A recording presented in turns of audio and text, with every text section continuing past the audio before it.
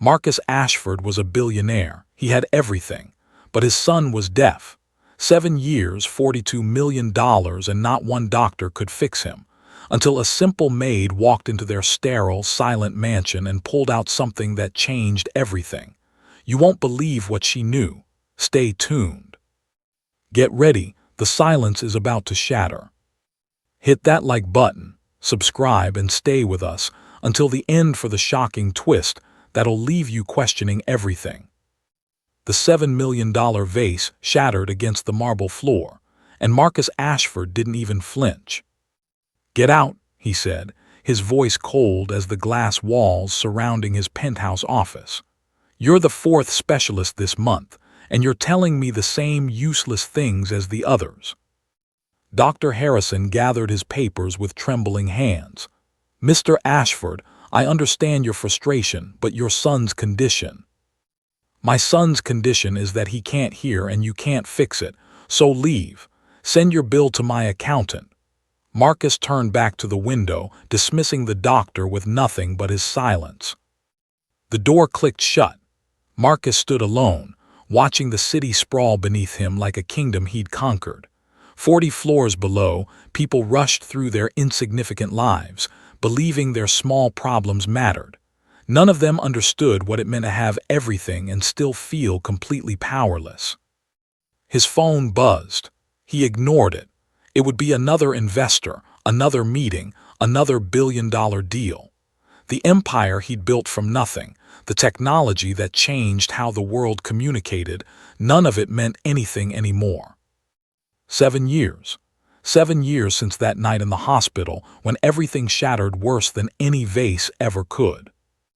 Marcus walked to his private bar and poured whiskey into a crystal glass, but he didn't drink it. Instead, he pulled up the security camera feed on his tablet. Camera 12, the East Wing Playroom. There he was, Ethan. The boy sat cross-legged on an expensive Persian rug, surrounded by toys that cost more than most people's cars. Building blocks from Switzerland. A rocking horse hand-carved in Italy. Educational tablets loaded with every learning program money could buy. Ethan ignored all of them. Instead, he drew on paper with cheap crayons, his small hands moving in angry, dark strokes. Marcus zoomed in on the drawing. It was the same image Ethan drew every day, a house with 3 windows like eyes and a door like a screaming mouth. Dark clouds overhead. No sun. No people. "Sir," his assistant's voice crackled through the intercom. "Mrs. Chen needs to speak with you about the household staff." Marcus sighed. "Send her in." Mrs. Chen entered with the efficiency of someone who'd managed luxury estates for 30 years. She was one of the few people Marcus tolerated, mainly because she never wasted his time with sympathy or small talk. "We need a new maid," she said simply. "Patricia gave her 2 weeks' notice. Her daughter's having a baby." "Fine, hire someone." Marcus returned his attention to the tablet, to his son's lonely figure on the screen. "I already have. She starts Monday. Rosa Martinez. She came highly recommended from the Blackwell estate." "I don't care if she came recommended by the Pope. Just make sure she does her job and stays invisible." Mrs. Chen's lips pressed into a thin line. "Of course, sir. One more thing, Ethan's tutor quit this morning." Marcus's hand tightened around his glass. "That's the 3rd one this year." "Yes, sir. She said Ethan won't engage with the lessons. He refuses to learn sign language, won't attempt to read lips, and—" Mrs. Chen hesitated. "She said it seems like he's given up. Maybe he needs something more than education right now." "What he needs is a tutor who can actually do their job." Marcus set down his glass harder than he intended. "Find another one, someone better, someone who won't quit." "Mr. Ashford." "That's all, Mrs. Chen." She left without another word, and Marcus was alone again with his whiskey and his screens and his failures. He thought about the night Ethan was born, the emergency C-section, the machines beeping frantically, Alina's hand growing cold in his, the doctor's words that turned his world inside out. "I'm sorry, Mr. Ashford. We did everything we could." And then, almost as an afterthought, "The baby's healthy, a boy, but we've detected some irregularities in his hearing response. We'll need to run tests." Marcus had held his newborn son and made a promise to Alina's memory. "I'll fix him. Whatever it takes, I'll make him whole." 7 years and approximately $42 million later, that promise remained broken. Every specialist said the same thing with different words. The auditory nerve was intact. The cochlea appeared functional. By all medical logic, Ethan should be able to hear something, even with assistance. But he didn't. Every hearing aid failed. Every surgical consultation ended with the same head shake. "Sometimes," the last doctor had said before Marcus threw him out, "the body has mysteries we can't explain with current medical science." Marcus didn't believe in mysteries. He believed in problems and solutions. This was just a problem he hadn't solved yet. His phone buzzed again. This time he looked. A text from his mother. "Have you visited today? He asks about you." Marcus deleted it. The truth was he couldn't bear to visit. Every time he looked at Ethan, he saw Alina. The same dark curls, the same delicate features, the same eyes that seemed to look right through you. And every time Ethan looked back at him with those eyes, Marcus saw the question his son was too young to ask but old enough to feel. Why did I cost her life? It wasn't rational. Marcus knew that. But grief and guilt didn't follow the rules of logic or business strategy. He downed the whiskey in one burning gulp and checked his watch. 6:45. Another evening stretched ahead, empty except for work and the ghosts that filled every room of this massive, hollow house. On the screen, Ethan set down his crayons and walked to the window. The boy pressed his small hand against the glass, looking out at a world he couldn't hear. Cars honking, birds singing, children laughing in the park across the street, all of it silent to him. Marcus watched his son's shoulders slump, watched him rest his forehead against the window and felt something crack in his chest. But he didn't go to him. He never did. Instead, he poured another drink and pulled up his emails. Somewhere in the flood of business correspondence and investment reports, there had to be something, another specialist, another treatment, another solution. Because that's what Marcus did. He solved problems, he fixed things. He just couldn't fix the two most broken things in his life, his son and himself. The weekend passed in its usual blur of solitude. Marcus worked, Ethan drew. The house staff moved like ghosts through the halls, maintaining the illusion that this mansion was a home. Monday morning arrived with gray clouds and the promise of rain. Marcus was in his study, reviewing quarterly projections when Mrs. Chen knocked. "The new maid is here, sir. I'm giving her the tour." "I don't need to meet her." "Of course not, sir. I just wanted you to be aware." Marcus grunted acknowledgement and returned to his spreadsheets. Numbers made sense. Numbers could be controlled, predicted, optimized. Numbers never died in childbirth or looked at you with disappointed eyes. He heard voices in the hallway, Mrs. Chen's crisp instructions and another voice, softer, with a slight accent. Spanish, maybe. He didn't care enough to wonder. "The East Wing is Mr. Ashford's private area and young Ethan's rooms," Mrs. Chen was saying. "You're not to disturb either of them unless specifically instructed. Mr. Ashford values his privacy. The boy is complicated. It's best if you simply focus on your cleaning duties." "The little boy who cannot hear?" the new maid asked. "Rosa, wasn't it, M?" "Yes, he's 7 years old, but he doesn't speak. Doesn't interact much with anyone. The specialists say there's nothing more they can do. It's a sensitive subject with Mr. Ashford, so we don't discuss it. Just clean around the boy if you encounter him and leave him be." There was a pause. "That seems very lonely for a child." "That's not our concern," Mrs. Chen said firmly. "Our concern is maintaining this household. Do you understand?" "Yes, ma'am, I understand." Their voices faded as they moved to another part of the house. Marcus tried to refocus on the projections, but his concentration had fractured. He found himself thinking about that question in Rosa's voice. That seems very lonely. Of course it was lonely. Everything about this house was lonely. But loneliness was better than the alternative, getting close to someone only to lose them. Marcus had learned that lesson once. He wouldn't learn it again.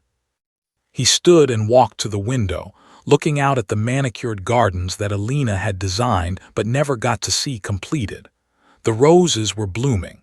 She would have loved them. A flash of movement caught his eye. Ethan had escaped from his room again and was running across the lawn, his tutor, the new one Marcus had hired Friday, chasing after him with exasperated gestures. Marcus opened the window to hear what was happening. "Ethan, please, we need to finish the lesson." The tutor's voice carried across the garden. "If you don't learn to communicate, how will you?" She stopped herself, clearly realizing the futility of yelling at a deaf child. Ethan reached the edge of the garden and dropped to his knees by the rose bushes, pulling out his ever-present sketchpad. The tutor caught up, breathing hard. "I can't do this," she said, though Ethan couldn't hear her. "I'm a professional educator, not a miracle worker. This child has shut down completely. He doesn't want to learn. He doesn't want to connect. He just wants to draw his sad little pictures and be left alone." She pulled out her phone and walked away from Ethan, clearly making a call, probably to the agency, probably to quit like all the others. Marcus closed the window, another failure, another person giving up on his son. Maybe they were all right to give up. Maybe some things couldn't be fixed, no matter how much money you threw at them. He returned to his desk, but before he could sit down, his door opened without a knock. That never happened. The staff knew better. But it wasn't staff, it was Ethan. The boy stood in the doorway, clutching his sketchpad to his chest, dirt smudged on his knees from the garden. His dark eyes, Alina's eyes, stared at Marcus with an intensity that made something in his chest constrict. "Ethan, you shouldn't be here. Where's your tutor?" Of course the boy didn't answer, couldn't answer. Marcus felt foolish for even speaking. Ethan walked forward slowly, like approaching a dangerous animal, and held out his sketchpad. Marcus took it, his hands feeling too large and clumsy for something so delicate. The drawing was different today, not the usual dark house with its screaming door. This one showed two figures, one large, one small. The large figure was turned away. The small figure was reaching out with one hand, but there was a huge gap between them, colored in heavy black crayon. The space between father and son, rendered in a child's brutal honesty. "Ethan, Marcus's voice caught. What could he say? "I'm sorry. I'm broken too. I look at you and see everything I lost." The boy waited for a response that didn't come. Then, slowly, his face crumpled. Not with tears, Ethan rarely cried, but with something worse. Resignation. The look of someone who'd expected disappointment and received exactly what they anticipated. He turned and walked out, leaving Marcus holding the drawing like evidence of his failures. "Damn it," Marcus whispered to the empty room. He set the drawing on his desk, face down, because he couldn't bear to look at it. But that didn't help. The image was burned into his mind now. He heard footsteps in the hallway, quick, efficient steps. Then Mrs. Chen's voice. "Ethan, there you are. Your tutor is looking for—" Oh, she must have seen the boy's face. "Come with me. Let's get you cleaned up and find you some lunch." Marcus waited until their footsteps faded, then he allowed himself to sink into his chair. The quarterly projections stared up at him from his desk, meaningless now. Numbers and profits and market shares, all of it is worthless. His intercom buzzed. "Sir, your 11 o'clock is here." "Cancel it, cancel everything today." "Sorry." "You heard me, reschedule everything. I need—" He stopped. What did he need? Just do it. He spent the rest of the morning in his study, staring at nothing. The house was quiet around him as it always was, efficient, sterile, empty. Around 2, there was a soft knock. "Come in," he said, expecting Mrs. Chen. But it was Rosa, the new maid.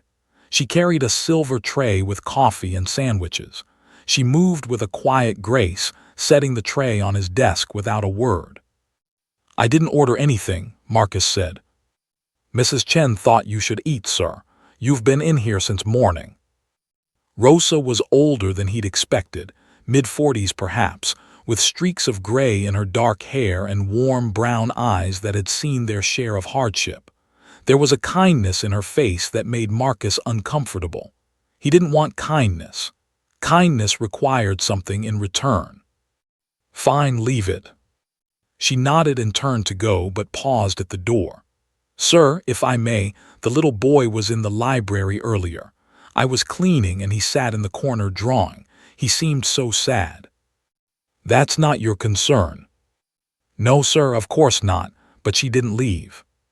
My grandmother used to say that children who cannot speak with their mouths find other ways to communicate, through art, through music, through the heart." Marcus looked up sharply. "Did Mrs. Chen tell you about my son?" "She said he cannot hear. I've worked in many homes, sir. I know what loneliness looks like." "Your job is to clean, not to offer unsolicited opinions about my family." Rosa met his gaze without flinching. "You're right, sir. I apologize. I only meant—" She stopped, choosing her words carefully. "Sometimes the things we cannot fix with money are the things we can fix with time and attention. That's all." She left before Marcus could respond, closing the door softly behind her. He sat there, her words echoing in his mind. Time and attention. As if he had those to give. As if spending time with Ethan wouldn't be a constant reminder of Alina, of everything he'd lost, of the son who'd never know his mother because she died bringing him into this world. The coffee grew cold. The sandwiches remained untouched.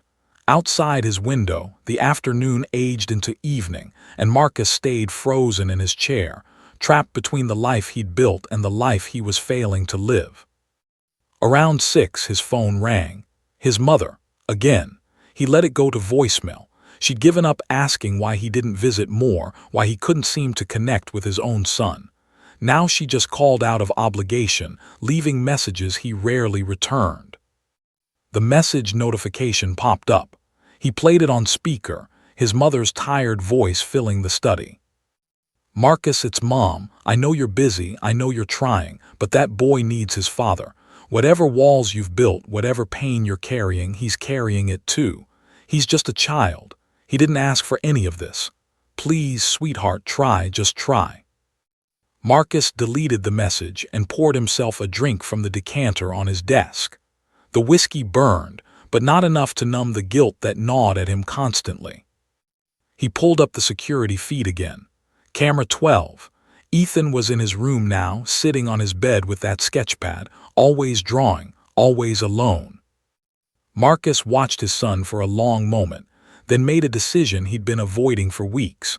He opened his laptop and typed into the search bar, "Psychologists specializing in childhood trauma and grief." Maybe the problem wasn't Ethan's ears.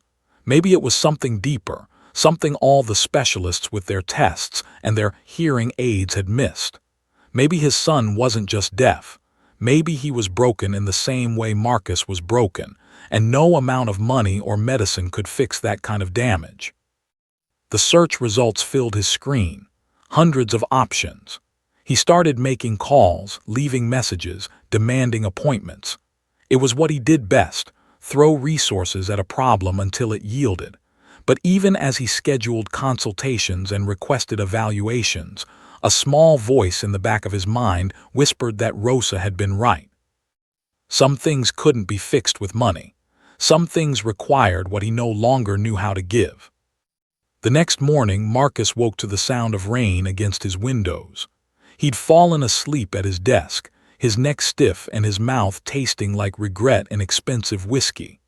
The house was quiet, but it was a different kind of quiet, purposeful morning quiet, the sound of a household coming to life. He showered and dressed, then stood at his bedroom door for a full minute before opening it. Somewhere in this enormous house, his son was waking up, eating breakfast. starting another day in silence. Marcus walked downstairs, something he rarely did this early. Usually he stayed in his study, had breakfast brought to him, avoided the parts of the house that reminded him he had a family. The kitchen was warm and filled with the smell of fresh bread. Mrs. Chen was directing the morning staff, and Rosa was at the counter preparing a tray. When Marcus entered, everyone froze. "Mr. Ashford," Mrs. Chen said, surprise evident in her voice. "We weren't expecting you. I can have breakfast brought to your study." "Where's Ethan?" "In the breakfast room, sir. I was just about to bring him." "I'll eat with him." The silence that followed was deafening. Mrs. Chen's eyes widened. Rosa turned from the counter, studying him with those warm, knowing eyes. "Sir, are you certain? He usually eats alone while doing his lessons." "I said I'll eat with him." Marcus's voice was sharp, defensive. "Is that a problem?" "No, sir, of course not. Rosa, prepare a place setting for Mr. Ashford." Marcus walked to the breakfast room before he could change his mind. Through the doorway, he could see Ethan sitting at the long mahogany table, a plate of eggs and toast in front of him, untouched. The boy was drawing again, his small hand moving in methodical strokes across the paper. Marcus entered and Ethan looked up. For a moment, hope flashed across his son's face, pure, unguarded hope. Then it died, replaced by that same resignation Marcus had seen yesterday. The boy who'd learned not to expect anything from his father. "Mind if I join you?" Marcus asked, then felt foolish again. The boy couldn't hear him. He sat down anyway at the opposite end of the table, an ocean of polished wood between them. Rosa appeared with coffee and a plate of breakfast, setting them down with gentle efficiency. "Thank you," Marcus said. Rosa smiled slightly. "Enjoy, sir." Then, to Marcus's surprise, she walked to Ethan and touched his shoulder gently. The boy looked up and Rosa pointed to Marcus, then made a simple gesture, hands together like a book opening. She was trying to tell him something. Ethan's eyes widened. He looked at Marcus, then back at Rosa, questioning. She nodded encouragingly and left the room. Father and son sat in awkward silence. Marcus picked at his eggs. Ethan stared at his drawing. The rain drummed against the windows. Finally Marcus spoke, even though he knew Ethan couldn't hear. "I don't know how to do this. Your mother, she would have known. She was good at this kind of thing, connecting with people, making them feel safe." He paused, setting down his fork. "I'm not good at it, I never was, and after she died I got worse. I got cold, I know that. I see it in your drawings." Ethan watched him, not understanding the words but seeming to sense something in his father's expression. "I look at you and I see her," Marcus continued, his voice rough. "Every time, and it hurts so much I can barely breathe, so I stay away. I throw money at the problem. I hire specialists and tutors and therapists, thinking if I just find the right person, the right treatment, you'll be fixed. But that's not what you need, is it?" Ethan tilted his head, his dark eyes curious. Marcus reached for the sketchpad lying on the table between them. Ethan tensed but didn't pull it away. Marcus flipped through the pages, dozens of drawings. All variations on the same themes: dark houses, empty rooms, two figures separated by vast spaces, storm clouds and rain and shadows. One drawing near the back made Marcus's breath catch. It showed three figures, a man, a woman, and a small child between them, all holding hands. The sun was shining. Birds flew overhead. It was the only happy drawing in the entire sketchpad, and across the bottom in a child's careful handwriting was a single word: before. Before Elena died, before Ethan was born into silence, before everything fell apart. "I'm sorry," Marcus whispered. "I'm so sorry I haven't been the father you deserved." Ethan couldn't hear the words, but something in Marcus's face must have conveyed the emotion behind them. The boy slid off his chair and walked around the table, each step tentative, as if approaching something wild that might bolt at any moment. He stopped next to Marcus's chair and held out a crayon. Blue. the color of sky and hope and all the things that had been missing from his drawings. Marcus took the crayon, his hand shaking slightly. What should I draw? Ethan pointed to a blank page, then pointed to Marcus, then to himself. Together. Marcus's throat tightened. He leaned over the sketchpad and drew two stick figures, one tall, one small. They were crude, childish. Marcus hadn't drawn anything since college, but Ethan watched with absolute attention as Marcus carefully drew the two figures holding hands. When he finished, Ethan took the crayon and added something Marcus hadn't thought to include, a smile on each figure's face. They sat there together, father and son, drawing on the same page for the first time in 7 years. It wasn't much. It didn't fix anything.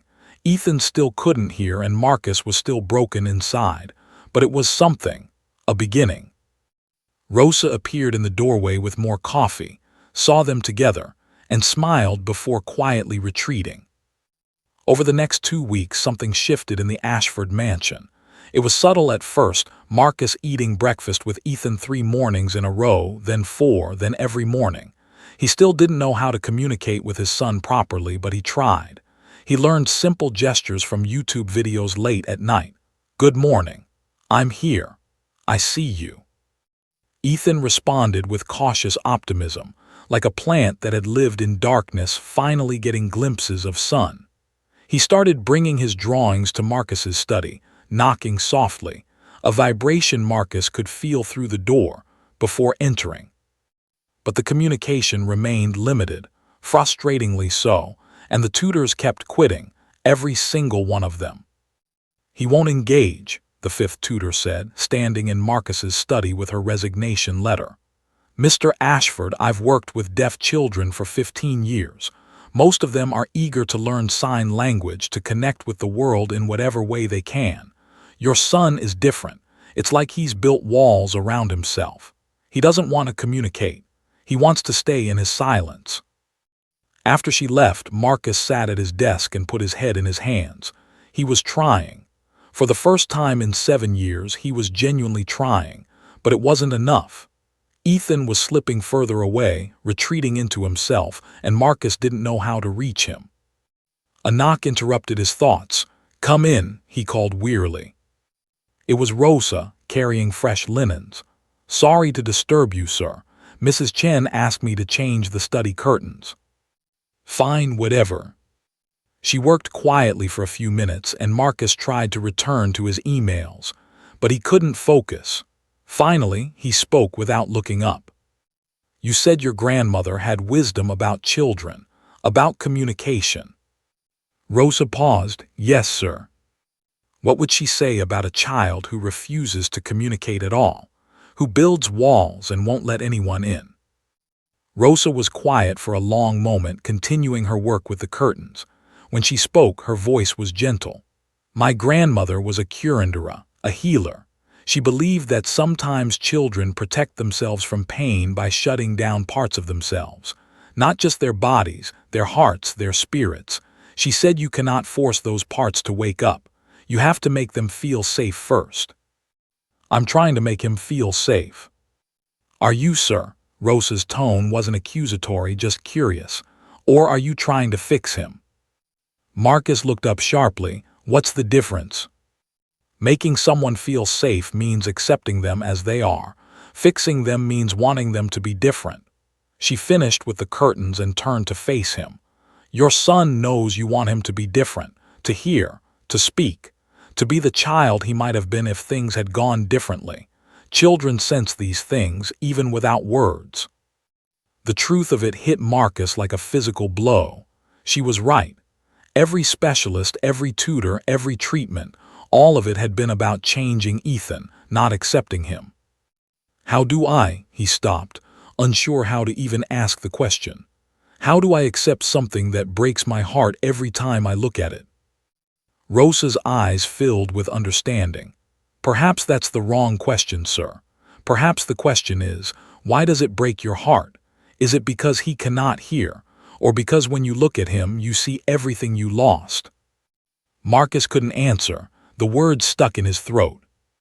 Rosa picked up the old curtains. My grandmother also said that children are mirrors. They reflect back what we give them. If we give them our pain, they carry it. If we give them our acceptance, they bloom. She moved toward the door, then paused. Ethan draws so many dark pictures because he feels your darkness. He cannot hear your words, but he hears your heart perfectly. She left, and Marcus sat in the wake of her wisdom, feeling stripped bare. That afternoon, he found Ethan in the library. The boy sat in the corner, his usual spot, surrounded by books he couldn't read and drawing another picture. This one showed a figure trapped inside a box, hands pressed against the walls. Marcus approached slowly and sat down on the floor next to his son. Ethan looked up, startled. Adults didn't sit on floors in this house. Marcus didn't speak this time. Instead, he simply sat there, present. After a few minutes, Ethan returned to his drawing. Marcus watched the careful way his son held the crayon, the concentration on his small face, the methodical strokes that built images from nothing. There was something beautiful about it. Not the pictures themselves, which were still dark and sad, but the act of creation. Ethan was trying to communicate the only way he knew how, through art, through images, through the honest expression of a child's inner world. Marcus reached for a blank piece of paper and a crayon. Ethan watched with curious eyes as Marcus began to draw. Not a person or a house, but something abstract, colors and shapes. The visual representation of the chaos he felt inside, reds and blacks and sharp angles. When he finished, Ethan studied it for a long moment. Then he took another piece of paper and drew his own abstract image, similar colors, similar shapes, but with small touches of blue breaking through the darkness. They were communicating, not with words or signs or any conventional language, but with something deeper. Father and son, both broken, both trying to make sense of their pain through crayon on paper. Rosa passed by the library and saw them sitting together on the floor, drawing in companionable silence. She smiled to herself and continued with her work. But not everything was improving. Ethan's withdrawal from learning continued to worry Marcus. The boy refused to even try sign language. When Marcus attempted to teach him basic signs from the videos he'd watched, Ethan would shake his head and turn away, retreating into his art. "I don't understand," Marcus told Mrs. Chen one morning. "He's connecting with me now, but he won't connect with the world. He won't learn to communicate." "Perhaps he doesn't want to communicate with the world, sir. Perhaps the world has hurt him too much already." It was Rosa who noticed the pattern first. She'd been working at the mansion for 3 weeks, and in that time she'd observed Ethan closely, not intrusively, but with the quiet attention of someone who understood suffering. One afternoon she found Marcus in the hallway. "Sir, may I speak with you about something? About Ethan?" Marcus tensed. "What about him?" "I've noticed, and please, this is only an observation, that Ethan touches his ears sometimes. Late at night when he thinks no one is watching, he touches them as if he's trying to remember something." "Remember what? He's been deaf since birth." "Has he?" Rosa asked quietly. "Or has he chosen not to hear?" Marcus stared at her. "That's impossible. We've had tests, evaluations, dozens of specialists." "Have you ever considered, sir, that the body can protect us from trauma in unexpected ways? My grandmother treated a child once who stopped speaking after witnessing something terrible. The doctors found nothing wrong with his voice, his throat, his tongue, but he didn't speak for 2 years. Then one day, when he felt safe enough, the words came back." "You're suggesting Ethan's deafness is psychological." "I'm suggesting, sir, that pain finds many ways to hide. And children, they're more fragile than we think, more affected by the emotions around them." Marcus felt his world tilting. His mother died giving birth to him. The trauma of that, are you saying he somehow knew, that he chose not to hear because of it? "I don't know, sir. I'm not a doctor, but I know that 7 years ago a baby was born into a world of grief and guilt and pain. And I know that sometimes when the world is too painful, we find ways to shut it out." Rosa met his eyes steadily. You shut it out by working, by staying away. Perhaps your son shut it out by refusing to hear it. The possibility was too enormous to process. Marcus had spent millions on medical treatments, never once considering that the problem might not be medical at all. "If you're right," he said slowly, "if this is psychological, then what do we do?" "Make him feel safe enough to want to hear again," Rosa said simply. "Make him feel that the world is worth listening to." That night Marcus couldn't sleep. He stood in the doorway of Ethan's room, watching his son sleep in the glow of a nightlight.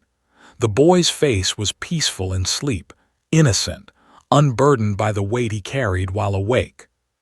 Marcus thought about the day Ethan was born. The chaos of the hospital, the doctors shouting, the machines screaming, Alina's hand going limp in his, and then Ethan's first cry, a sound Marcus had heard but couldn't bear to remember because it was tied to the moment he lost everything. What if Ethan had absorbed all of that?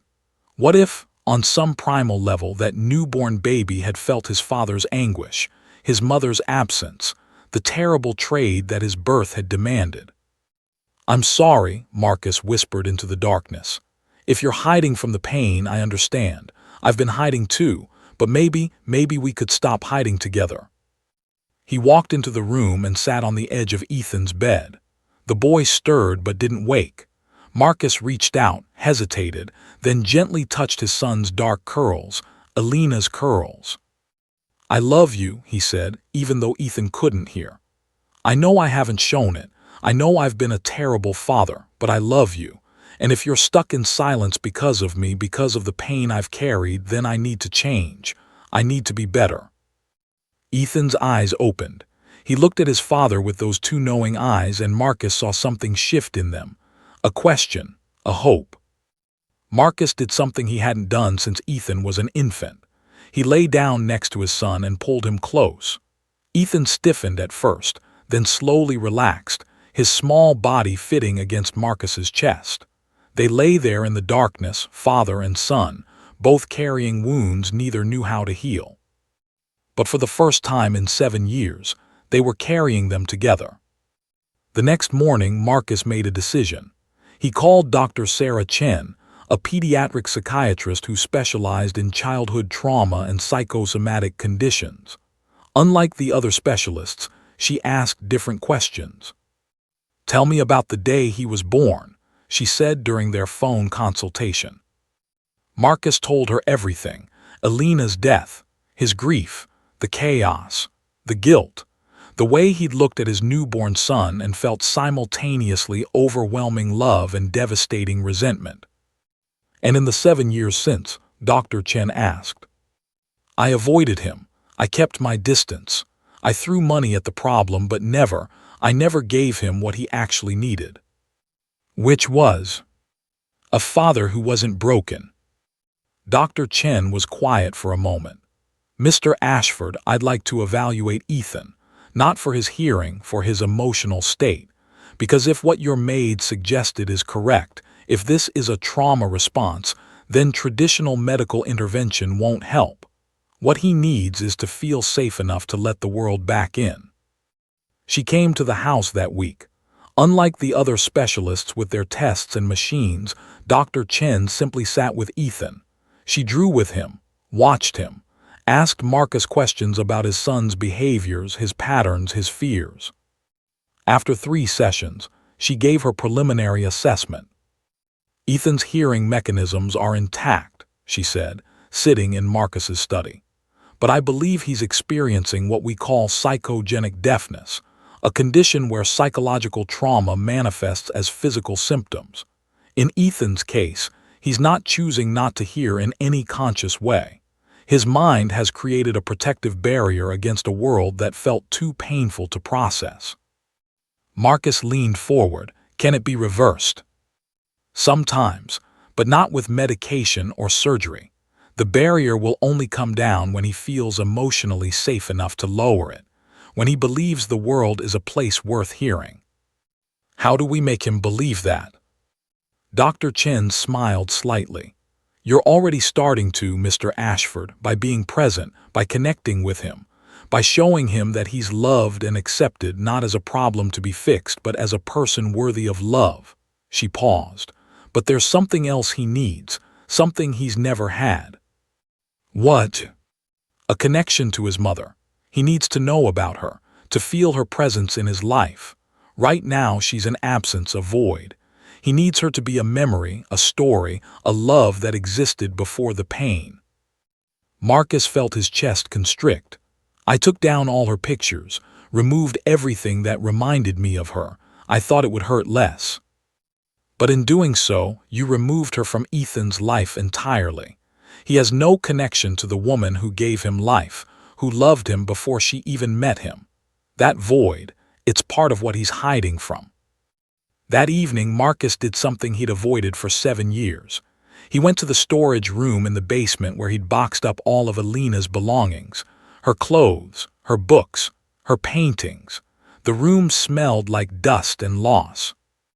He found what he was looking for, a large box labeled music room. Inside were Alina's instruments. She'd been a musician, a pianist, before she became his wife. She'd filled the house with music, with joy, with life. Marcus pulled out her favorite piece, an antique music box her grandmother had given her. It was ornate, hand-carved with flowers and birds, inlaid with mother-of-pearl. He wound it up, and the delicate melody filled the storage room. A lullaby. Alina used to play it on the piano when she was pregnant, her hands on her swollen belly, singing softly about the baby they were waiting to meet. Tears ran down Marcus's face as he listened. He'd forgotten how much beauty Alina had brought into his life. He'd buried it all along with her, afraid to remember because remembering hurt too much. But Ethan deserved to know, deserved to understand that he came from love, not just loss. Marcus carried the music box upstairs. He found Ethan in the library, drawing as always. The boy looked up as Marcus entered, his eyes widening at the ornate box in his father's hands. Marcus sat down and placed the music box between them. He pointed to it, then made a gesture Rosa had taught him, hands over his heart. Love. Then he opened the lid. The mechanism inside sprang to life, and the lullaby filled the library. Marcus watched Ethan's face, knowing the boy couldn't hear it but needing him to see it to understand that it existed. But something strange happened. Ethan's expression changed, not the polite interest he usually showed when Marcus tried to share things with him, but genuine confusion. His small hand reached out and touched the music box, feeling the vibrations. Then Ethan did something he'd never done before. He touched his ears. His eyes widened and his mouth opened slightly. He looked at Marcus with an expression of shock and wonder and fear all mixed together. Ethan, Marcus leaned forward, can you?